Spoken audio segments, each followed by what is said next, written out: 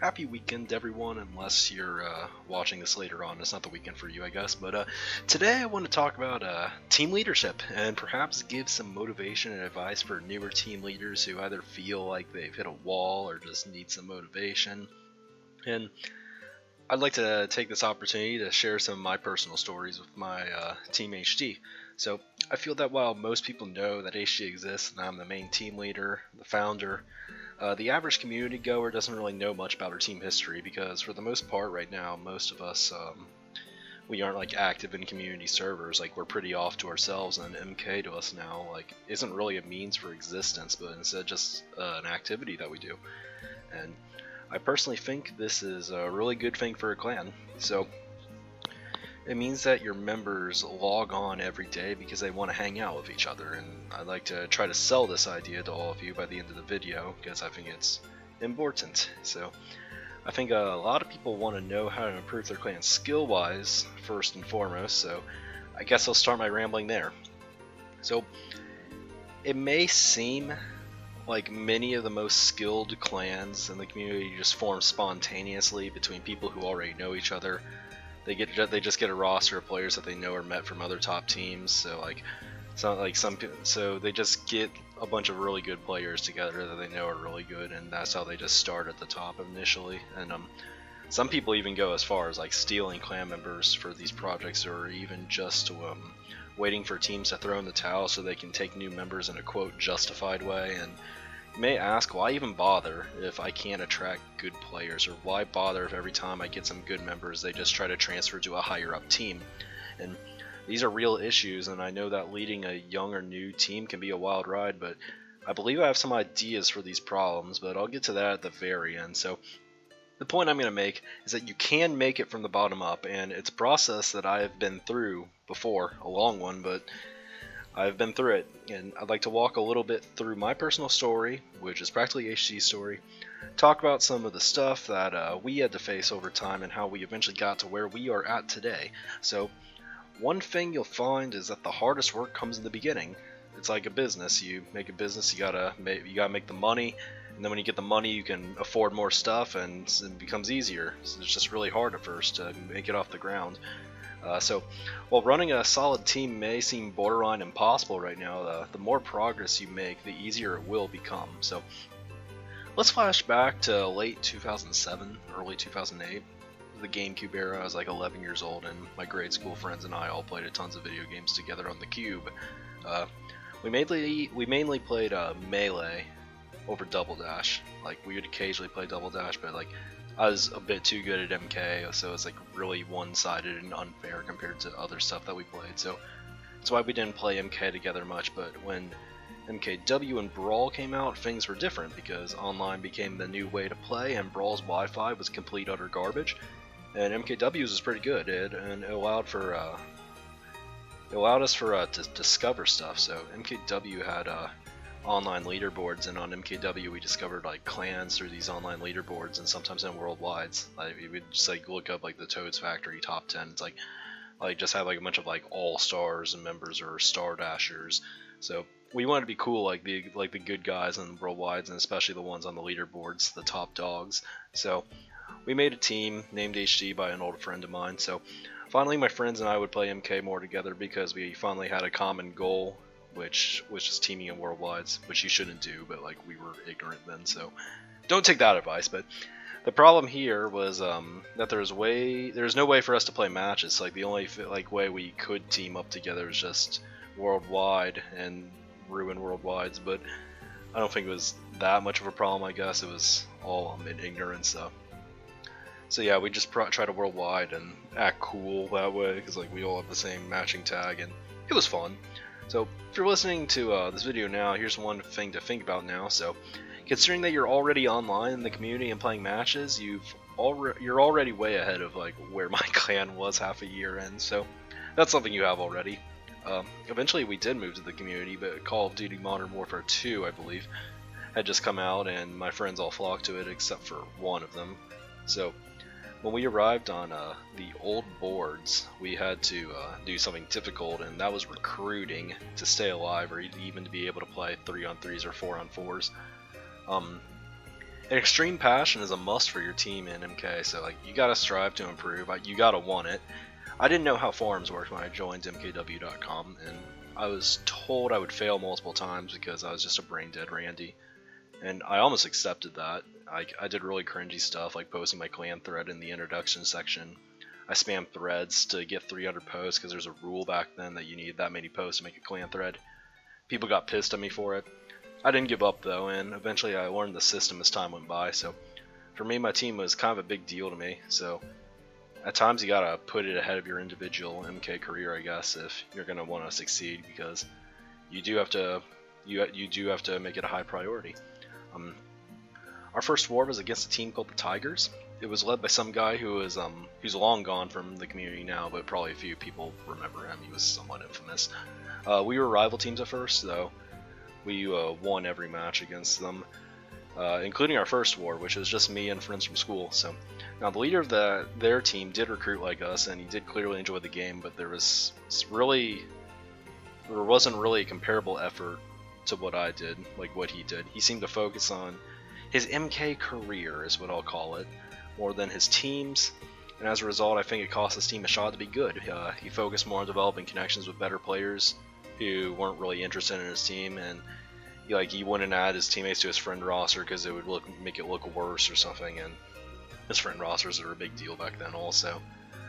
It eventually just crashed and died out, so the thing is, I don't think he really minded it, but I don't think he minded his team's failure, but for me, things were different.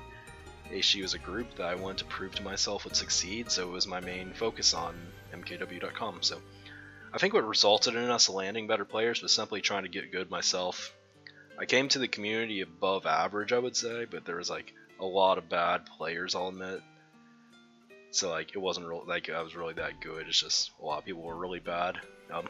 The thing is, even if you are mediocre, many new team leaders won't be particularly great either. So showing that you're capable on the track can go a long way in getting people to want to join you, because people like to win. So that's how we got started, and eventually we got us some good people.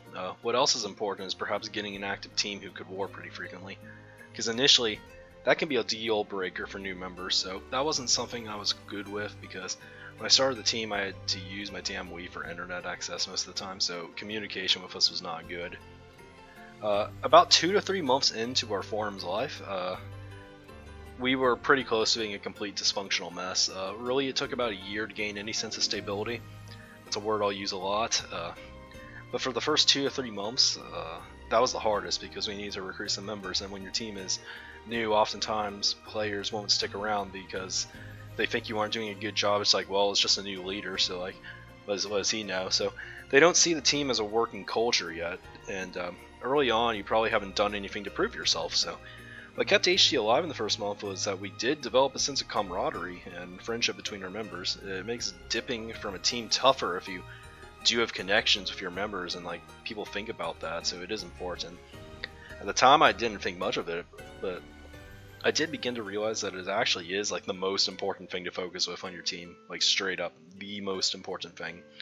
At first you think about moving up the ranks and becoming good, pro, maybe Division 1 even, but even if you do that, a team simply won't last if the members aren't good friends with each other, I believe. In the first year, we were really immature. We had clan fights, usually weekly, fierce, hatred-driven rivalries with other teams. Another thing that would occasionally happen to us was hire up teams with scouter players and try to steal any talent they could find. It's not that was the extent of it, because sometimes we would also obtain members that seemed okay at first. And they ended up creating a really toxic vibe inside and on the surface of our team, so that's even worse than all the stuff I mentioned at first. I think stuff like this probably happens in many newer teams, and if I'm wrong, keep this in mind. Your team is probably doing better than HG at that point in time, if that is true. To elaborate about all this stuff, I'll talk about some adversity that we dealt with early on, more in depth. So, like I said, activity is important. About 2 months into our forums life, 2 of our members left my team to form a new clan called the Blue Shells.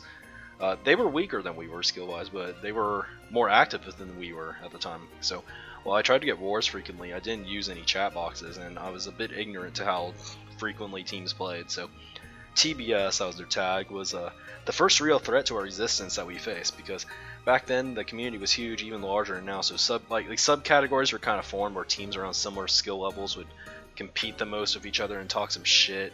There's like drama circles, I guess, and there was a general player base that made up like all the categories. So teams would war out of those categories frequently still, but like we would war like good clans like that were way out of our league, but like these rival matches are like a big deal to us. So though TBS wasn't as strong as we were, like they were able to advertise themselves and this general group of players as a more active alternate to what we were, and they got players this way, including one of our own members, and that was like 3 people out of our team already, and we were just getting started, and they were trying to get more from us. So we weren't as active before, but this made it even harder.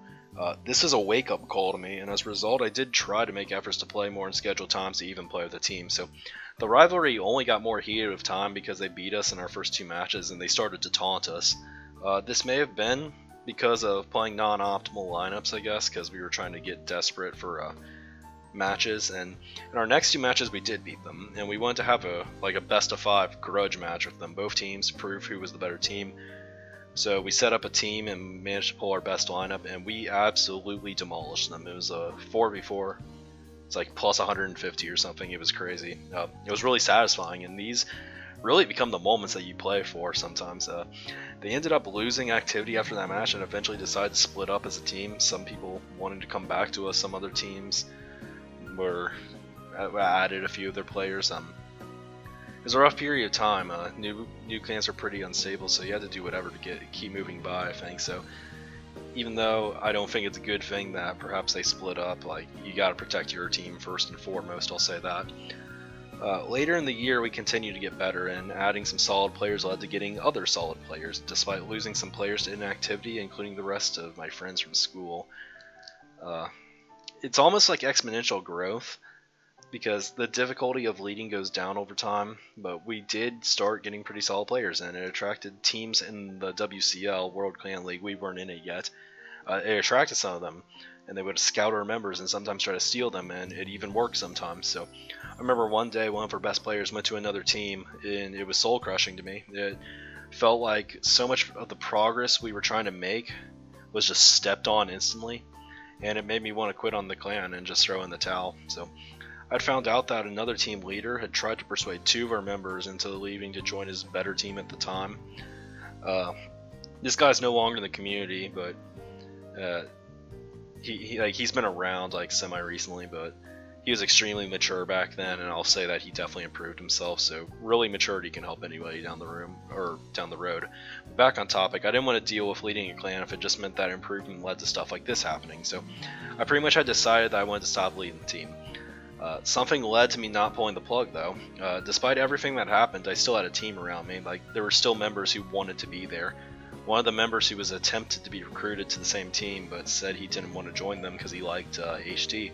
So this was one of the hardest moments of the first year that I dealt with, but once again it was like a lesson that I took away from it. Like, I had realized that HD wasn't just an individual project anymore. Other people in the team also took it seriously with me and wanted to be there, and I couldn't possibly pull the plug on something when I saw that other people genuinely cared. We had shared moments together, and many people were all in on it, and the sad reactions to like me potentially quitting on the clan just motivated me to continue. So something to note here was that the decision came not because of where we were at in our skills at the time, but because we had grown a lot in 9 months and became an actual group people wanted to be a part of. If a team can achieve that, I honestly feel like they're doing a better job than even like top level teams that get thrown together and die after 1 season of MKU. And I think that winning together with friends is honestly much more rewarding than winning in a group that you just made solely focused on winning, improving your MK career or anything. Yeah, and just like all about that. It was around this time that my clan philosophy started to change from MK first into squad first, because I think in the healthiest of teams, strong connections between members simply equates into longevity. We've been around nearly a decade now, due to strong connections in the clan, despite a really shaky start, and to teams like CB and WEC who have been around forever. It looks to be a similar scenario with them. When asking my teammates recently what they valued in the team, it wasn't that were a top team, or that like Diogo dos Santos Costa sets fast time trials. It was that everyone here felt like real people, and that stepping out of the teammate perspective didn't feel forced at all. Of course, I define them as teammates because that implies the group I'm talking about is exclusive to HD, but above all else, I consider these people genuine friends. They're people I could have a fun time with discussing even the driest topics imaginable. And they're people that I have and plan to hang out with even in person in the future. Another challenge we faced was toxic clan members. I'm not going to mention any names on this one, but we had to unfortunately remove some people for behavior. Perhaps the worst instance was a guy that we ended up relying on for war searching back in early 2011. Back then, Skype was becoming a dominant means of finding war, since an old site called Zat was kind of dying out, and that was like our old chat. And vast majority of us couldn't use Skype back then. So many of us didn't have computers or even smartphones because it was a different time period. So one of our members who did have access to it would find our wars for us, which was super useful. What we didn't know then was that he was being a dick to like almost every other team we were playing, and it took us a while to figure out, but eventually it became clear when other teams didn't particularly like us at all. Throughout team growth, it's possible you get people who simply aren't going to fit, or people who create toxicity or drama, and knowing when a membership has ran its course is regretfully a thing you'll have to keep in mind. So that's just a couple of our rougher stories, and I hope perhaps that this can show that you don't need a perfect track record to make it up to the top level. My initial goal was to be the most skilled team, and while that goal still remains, it shifted over time to trying to create the most fun and enjoyable clan experience. And while I think a lot of people go into this clan leadership thing just thinking about winning, you really do need to form a sense of team camaraderie and friendship to be able to succeed in getting better. So let me throw out an analogy, I guess. If you're streaming on Twitch or making YouTube videos, many people claim you have precisely 15 seconds to get a viewer's attention. So if you aren't miking on Twitch or just have a boring intro on YouTube, people are just like gonna like come on your stream and just skip over your content and change the channel because nothing's intriguing them. It's why I try to do funny intros on videos when I have ideas for them, and even in my analytics you can see that my most watched Rook views recently were the ones with funny intros. So running a clan is similar to this. Many players who are focused on moving up in this community see the fastest route as clan hopping, using each one as a launching pad to get higher up, and perhaps your team will be just one leg of their journey, but there is stuff that you can do to retain them. But certainly just being another boring team with nothing unique to offer won't make people want to stay. So don't let your team be the equivalent of a boring Twitch streamer who doesn't say anything into his microphone. Be unique. Make connections with members, make them want to stay, be fun in clan calls, do shit together like other games or stupid activities. In HD, we picked up stupid web games like Scriblio, as formerly Draw My Thing, or Town of Salem. We even have Hunger Games simulator nights where we put all of our Discord avatars into the system and watch what happens and laugh at the stupid shit that happens. Make some clan memes, perhaps, inside jokes, stop being a tryhard, and be a little bit more lighthearted in your wars. Make it fun, make members want to care about performing for you and the team instead of focusing on scoring points to attract higher up teams. Be selfless in matches. You can still try without raging in calls or over tiny points or being uber serious about everything. The point is, to retain members, you gotta be special. On the other hand, perhaps better members will give you a chance if they think that something special is brewing with your team. So while our original players from 2010 and earlier may not be our strongest players anymore, they are all still special to the team. They were here from the beginning, they were with me from the beginning, and they led to recruitment of even more players, and eventually we got some really talented players. And on top of that, you can still work with your players that may not be as strong and develop talent together and form synergy. Synergy is really cool. It makes you want to play more, I think, and because then you have more means, I guess, of being creative in matches if your teammates understand like how you play. Even if you don't get to the top of the clan power rankings with this method, you perhaps will have something just as valuable in the end, which could be dedicated members and friends that you're glad to do the whole clan thing with, even if you aren't the best team at the end of the day. Strong connections lead to stability. I can confirm that. So when your clan becomes stable, it makes things easier to run, and perhaps it gives you some more flexibility and power to take some risk or generate ideas when you're a proven team leader that everybody trusts. So This is kind of a long one, but that's some food for thought. If I really wanted to, I could share a lot more of my experiences, but I decided for the most part to just talk about the beginning year or so, because I think it's probably the most directly comparable to where most teams are at right now. Because my job has gotten easier over the years, there's not too much to share recently. Really, the takeaway here is that you should make your clan unique. If your clan is just warring, or if it's just for warring, then you offer no incentive to choose your team over other teams that get better results than you in the current moment. So, and the more clans that are just warbot clans, I fear our community becomes more of a clan hopping playground where people just want to try to go up as high as possible without improving the actual teams that they join.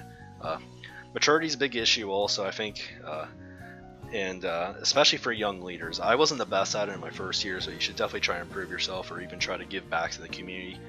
Oftentimes a staff role will force you to be a good example, and though it's hard to get into these staff teams with ever increasing standards, you shouldn't let that demotivate you. So just find your opportunities when you get one, make good use of it. People notice quality work, I can assure you that also. Another thing you can do is advertise your team well, be persuading.